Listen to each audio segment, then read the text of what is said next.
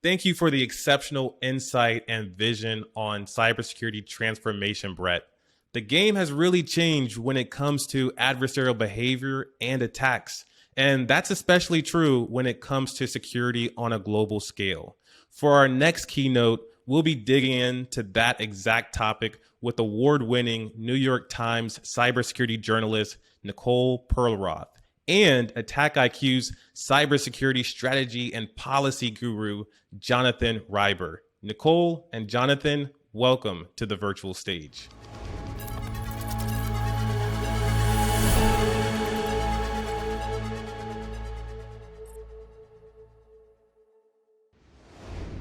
Hello, everyone. I'm Jonathan Reiber, Senior Director for Cybersecurity Strategy and Policy at AttackIQ, and I'm immensely pleased today to have New York Times award-winning reporter Nicole Perlroth with us. Hey, Nicole. Hi, thanks for having me. My pleasure. And, one of the main reasons, well, there's a lot of reasons to have Nicole on for a recording, but one of the main reasons is she just published this best-selling book, which I just finished reading this morning. This is How They Tell Me the World Ends. I can really endorse it. This is Nicole's book, so congratulations, Nicole. Thank you. It was 7 years in the making. It's like, almost in some ways was harder to do the book than have a baby, and it's my baby. So, yeah. Well, congratulations. It is meaty and detail rich, and you have much for which to be proud. Do you feel relieved having it out? I do. I feel relieved to have nothing hanging over my head. But if you read the book, you can see in the very last chapters, I'm sort of racing to get this thing out before the election. And then the election happened. And then it was sort of this election that never ended. And so I'm just racing to catch up to the news at the end. And at a certain point, you just have to give birth, and you don't get to pick what hour it happens. We just have to turn it over to a printer somewhere. And then SolarWinds happened and everything else that's happened over the past few months. And so you have this feeling of, if only I had pushed out the deadline a little bit longer. But as you know, in cyber, this never ends. So there never really was that perfect moment to end it. So I have some regrets on the timing. I wouldn't say I'm just 100% relieved, but like I said, I've been working on this thing for 7 years. And so now I can actually just have a Sunday where I'm not just thinking, gosh, I should really be at my desk, working on the book. And to not have that feeling is just incredible. In some ways, the book was always going to be the prelude to this period we are in. But what I didn't anticipate was that we would have these attacks just one after the next, and at the end of the book, I call up the father of American cyber war, Jim Gosler, and I hang up the phone, and I wonder how many short attacks I missed in the span of that short phone call. And that's how I feel right now. Even right now, I know as we're speaking, there is this crazy ransomware attack now playing out on the American meat industry. And I'm probably, as soon as I get off this, I'm going to go run and cover that. And tomorrow it'll be something else. So it just never ends. Yeah. Well, there's a lot for us to get into, and we have a short time. So I thought I'd like to start with a little bit more personal, and then move into some of the technical questions that I have for you. The first is, how did you get into journalism? How did this happen? By accident. I was never a journalist. I was never a school paper journalist. I liked writing. I always felt much more articulate on the page than I did in speaking. And I went to Princeton, and I took all the jobs that Princeton graduates take after graduating from Princeton. I was a consultant for the insurance industry, which is laughable at this phase of my life. I worked on Capitol Hill for a while. I worked in marketing at Coach, the handbag company.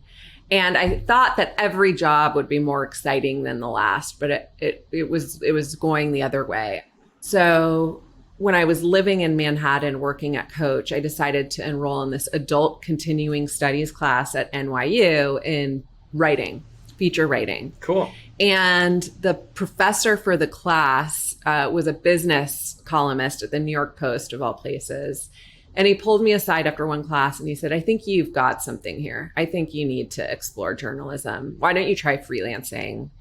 And there's a long story here, but the short of it is there had been this big rat story in Manhattan that week. Someone had found like 1,000 rats doing cartwheels in the back of some Taco Bell KFC in the West Village. And he said, why don't you do a story on how this is not isolated to the Taco Bell KFCs? This is something that's wrong at Per Se and all these wonderful restaurants. So I said, okay, I'll try. So I'd go to work at Coach during the day, and at night I'd pour through these Department of Health records and look through these restaurant reports. And there was one report that was so heinous. It was like cockroaches and rat feces and all these things. And it was at this restaurant I had just eaten at in Chelsea that was perfectly lovely when I ate there, that I went and dropped by there after work one day. And I said, what's up with this health report? You guys failed on every single thing. And they said, the inspector came, he got drunk at our bar. He actually passed out at the bar for a couple hours. And then he failed us on everything so he could justify to his bosses why it took him a couple hours to do this report. And we actually have footage of it. And so I got the footage and I went back to the New York Post and I said, I didn't do the assignment, you gave me, but I did find this, if you want to do anything with this. Seems That's wrong amazing. to me. And they put it on the front page of here it is. I don't know if you can see this, but it was on Sunday's New York Post, rat nap. Like, here's the poor guy, passed out at the bar. And I went out to the bodega, bought every New York Post, and that was it. Just seeing your name on a byline behind something like that. I just decided to go to journalism school, and the rest is sort of history. But I always say, I think some of the best journalists I've met didn't always set out to become a journalist. Something pulled them in, usually serendipitously, that had some previous experiences in other jobs. And that's what this was. So yeah, here I am. Well, we'll know things have come full circle when there's a strain of malware that's named RatNap. Well, rat, remote access Trojan. There you go. Totally. You have to have life imitating art with a ransomware attack named RatNap at some point. So that's awesome. That's a great story. So your book, again, I'll hold it up because it's so good and everyone should see the cover. It's about malware proliferation and the zero-day market. And this is actually, when I exited the Pentagon, reporters used to ask me all the time, what should they write about? What should we write about? It's like, the one thing you need to write about is the malware market. And none of them took me up on it. So I'm so glad that this came out. Now, you've interviewed people all over the world for years and years in the creation of this book, at least 7 years, as you said. You've got Italians, you've got Kurds, you've got Americans, and they all work on finding zero-day vulnerabilities and then selling them on the market, right? And so I'd just like to take a minute to talk about some of the character of the people involved in this market. Like, you now have this huge, data lake of people. Do you have a sense that they operate under some kind of code, or are they willing to sell to anyone? And what are the kinds of trends that shape their behavior? Are they afraid of getting arrested? I really wanted to figure out this question. This is why I set out to cover this market and write this book. I really wanted to understand how someone can find a vulnerability and why it is that their first instinct would be, I'm going to profit off of this by selling this to a government that can use it to spy on people, or worse, for battlefield preparations. I really wanted to understand that. I wanted to understand why their first instinct wasn't, I need to get this fixed.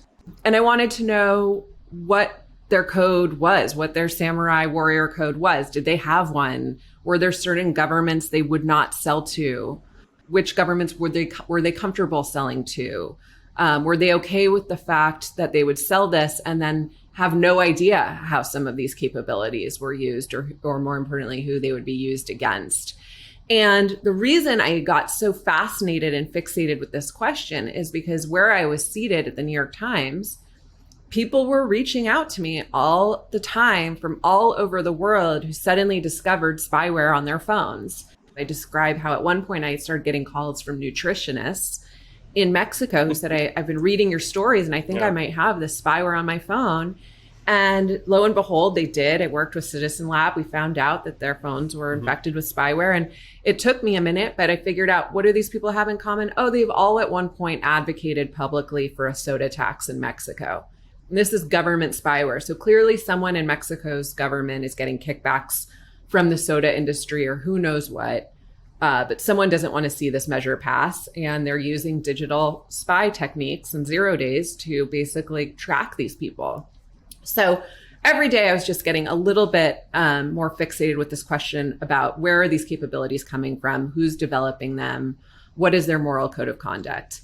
And what I learned was some people do have a code of conduct, especially in the United States. There are a lot of people who are finding 0 days, turning them into click and shoot spyware tools, selling them to US government agencies, maybe Five Eyes. And a lot of them are former NSA hackers themselves. So they know how these capabilities get used. They're comfortable with the red tape that's used in US government. And they've rationalized it that way. Even if they don't know how that tool will get used, they themselves have participated in these operations and were comfortable with some of the limits on what they could do. But there was a new breed of former NSA hacker coming in, and they weren't just selling to US government entities and Five Eyes. They were training the Dutch police. Do we have any problems with the Dutch police? No, I'm Dutch. They're great. Dutch people are great people. Same with the Norwegians. But inevitably, it was a slippery slope down to the Turkish military. And I was actually had a personal stake in some of those operations because I spent my Princeton years writing about Kurds and U.S. foreign policy towards the Kurds, and I knew exactly how the Turkish military would use spyware if given the chance in the trainings. I knew that they would probably use them to spy on and in some cases torture their own Kurdish population. So, technically Turkey is an ally. There's nothing prohibiting a US hacker from selling their 0 day or their spyware or their training to the Turkish military. But that crossed a line in my mind, an ethical line. And the people I spoke to who were doing that rationalized that by saying, well, this is perfectly legal. Turkey is an ally. What's to stop us? And what I learned was that rationalization is a lot easier to do in cyber when you're only in control of your slice of the pie. And that happened, in selling capabilities to the United Arab Emirates, to Mexico, over and over again. And then the one thing that really blew my mind was when I went down to Argentina, and I described this interview in the book, but I interviewed Ivan Arce, who's really one of the godfathers of the Argentine hacking scene. And I said, to who won't they sell these 0 day exploits to? Is it, will they only sell to good Western governments? And he laughed in my face and he said, Nicole, the last time I checked, the country that bombed another country into oblivion wasn't China or Iran. If we were going to go by some moral code of conduct, we would actually rather sell these 0 day exploits to China than we would to the United States. So you need to reframe who you think of as a good guy and a bad guy. And that was really this eye-opening conversation where I realized, their whole moral calculus is totally flipped from ours. There really is no moral calculus in this game, or if there is one, it's not the one that we might think it is. Yeah, that's what I was afraid you were going to say, right? When I first was working in cyber, we were talking a little bit earlier about this. In 2010, I was asked to come up with some scenarios that we should be most worried about. And the one thing I was worried about was malware proliferation. So that was 11 years ago. And the question then became, as we matured as a government, when I was in government, the export control regime was the means through which you could see. So the question I have for you is, do you think some sort of legal punitive measures, how do you think this might evolve? I know you're not a lawyer and you're a journalist, so I'm wondering if in your interviews with the folks that are selling ODAs, if they have a sense that these legal regimes could ultimately come down hard on them if they're selling to someone that they shouldn't. Because ultimately, U.S. export controls are supposed to prevent sales of any capability to a country that could use it for human rights abuses. Right. So there's been a lot of, anytime we've tried to actually do that, to use, like if you talk to someone at Immunity who does a lot of trainings for foreign governments and does penetration tests, what they'll tell you is that the encryption export controls that we already have, which require penetration testers to go get a license from the Department of Commerce to be able to sell these capabilities or do a pen test abroad, are enough, that we shouldn't have any more than that. Zero-day exploits are as necessary for defense as they are for offense, that in order to defend someone against these capabilities, you need to share what the actual offensive capability is, and that by hamstringing or somehow regulating the trade of zero-day exploits or spyware, you are hamstringing defense. You're impeding the very thing that you're trying to do. Yeah, I think that's definitely one of the policy problems that has to be solved in short order, right? So let's pivot to the Colonial Pipeline and talk about defense, which is not what your book is about, right? Your book is very much about offense and the nature of that market. But one of the things I loved about your book is you talk about how you want this to be like the left of boom warning, as if to say, like, this is what's happening. And I've gotten emails from my aunts and uncles and friends all over sending me your book. They didn't even know that you and I knew each other, right? They're like, hey, check this thing out. And so that's a good sign, right? It's a good sign for you. Your warning is taking root. Now, Colonial Pipeline happens not long after your book has come out, and this is the first time that, like, instantly prices at the pump went up, right? Which, like, for a cyber attack that's largely felt abstract in history, this is the first time Americans are like, wow, I'm spending $485 instead of $475 or whatever it was. You're given how much coverage you've done on these issues over the years, do you think the Colonial Pipeline attack is going to lead to a change in how companies adopt defensive capabilities? Yes, I think it is this perfect visceral moment where everyone now has that image enshrined in their brain of cars lined up for blocks, unable to get gas because of a ransomware attack. It's also the first time we've seen a US president get up to the podium that day and talk about ransomware and safe harbor that Russia gives ransomware cyber criminals. So it is a pivotal moment. The problem is our memories don't last very long, particularly when it comes to cyber attacks. But this week, the meat industry is being held hostage by a ransomware attack. And next week it'll be something else. So, at this point, not only do we have these very visceral experiences with ransomware, but we have no choice but to address it. It has gotten to a place of this is going to keep happening. The ransomware demands are going to keep going up. Ransomware criminals are innovating. They're not just holding our data hostage. They're leaking it out. And the other gift that keeps on giving with ransomware is that's just the most visual hack you can imagine because they're dumping this stuff online. Most companies are getting hacked every day and you just don't know about it because they're burying it or they used to pay off the ransom and you wouldn't know that they were hacked. Now we have this gift of seeing the tip of the iceberg. And Americans all now know what ransomware is. And that is a great place to start thinking about change. And I think this administration has the right people in place to take this on. And the fact that they're already talking about safe harbor and Biden has said that he'll bring it up with Putin at their first summit meeting in a couple of weeks is a really good sign. Yeah, I mean, I guess we'll see how that goes out. That's great to hear. I'm glad we share a view on that. Now, you spoke to some immensely talented people in the course of your book, both like deep strategic thinkers but also leaders. And one of the people I was so pleased to see show up was Jim Gosler, who you referred to as the godfather of American cyber war. He and I served on the Defense Science Board on cyber deterrence together, and you've spent a lot of time with him now. So I wondered, what are some of the lessons that you learned from either him or some of the other heroes in the story that made you hopeful that you'd want to pass on? And these could be personal or strategic lessons that you learned. Mm-hmm. Well, he is a hero, and I'm glad you used that word. I was so worried. I wanted to structure this book where I wanted to tell the story of the market through humans, and I wanted a human to represent one slice of the market. And the part that I was most nervous and anxious about after I sold this book was who is going to be the person who tells the story from the NSA's perspective.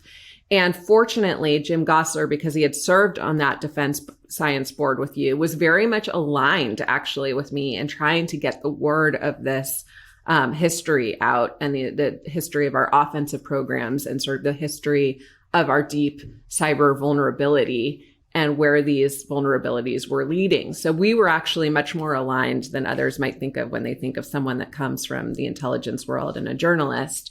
And what he and others in this book really had in common was just curiosity. You know, that he is a hacker at heart. He just wants to take these systems apart, find their vulnerabilities, and ultimately that became a huge strategic offensive advantage, because he would look at all of these technologies from an attacker's point of view and really helped catalyze a lot of these offensive cyber intelligence programs that the US had, and gave us a very large first mover advantage. But, you know, as you probably gleaned from sitting on that board with him, he is now very concerned about the fact that that gap, that first mover advantage, is closing, and that all of these other nation states are now acquiring, either through their own talent pool or more likely from the market, these same capabilities, and that we are the most targeted nation state on earth these days when it comes to cyber attacks. And he wants to see us now all wake up to the vulnerabilities within, not just for offense, but now for defense. Yep, that's a great point. And, you know, so our conference is called Purple Hats. And that's because we adopt a threat-informed defense perspective, which means like you put on the adversary's mindset, and we run automated assessments mirroring the adversary using the MITRE ATT&CK framework to validate how well your security is working. And I just realized this now, the way you talk about Jim Gosler, he's sort of the biggest, he created so much of the U.S. offensive program, and then he pivoted towards thinking about how do we harden our nation's defense and achieve deterrence. And he wrote, the first study he wrote was on the resilience of the nuclear arsenal. I think that's what it was. And then we did the task force on cyber deterrence. And so it's interesting. He has this adversary mindset as he thinks about our defense capabilities, which is 100% in line with what we're trying to do as a company to test and validate that your security is working as it should. So it's interesting to think of him as like an offensive person. He's head of offensive security for the United States to a degree. I'd never thought about it like that. Well, listen, we really appreciate it. It's great to have you.